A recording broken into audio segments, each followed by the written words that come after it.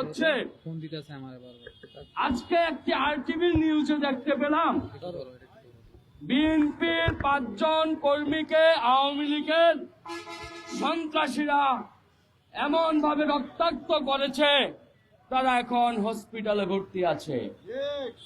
কথায় আছে যেমন কর্ম তেমন ফল। তাদেরকে বাংলাদেশে বৈধতা 12 তারিখের পরে কে দিয়েছে, এটা আমার প্রশ্ন। 12 তারিখের পরে দেখলাম তাদের অফিসের তালা খুলে দিচ্ছে। এই পারমিশন কে দিয়েছে? সরকার ক্ষমতায় করলেই কি সবকিছুর বৈধতা আপনারাই দিতে পারেন?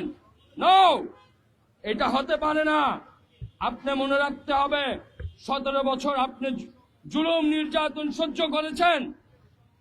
এখন এসে যদি জালিম হয়ে যান, জনগণ কিন্তু বুক পেতে দেওয়া শিখে গেছে, কথা বলা শিখে গেছে। এখন আর আপনি পার পাবেন না।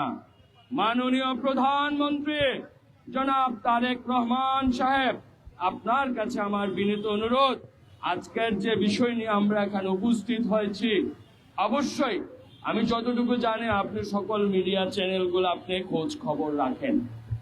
আজকের অনেক মিডিয়া ভাইয়েরা এসেছে, তথ্য সম্প্রচারণ করবে।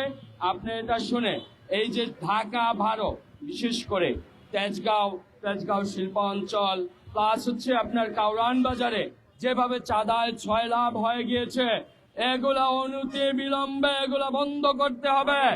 আজ দেখছেন, আজ হয়তো 100-150 মানুষ নিয়ে আমরা মানববন্ধন করছি, কিন্তু আগামীকাল 100-150 থেকে আবার 1000-1500 রূপ নেবে। সুতরাং সাবধান, সাবধান কালোবাজারিরা, সাবধান।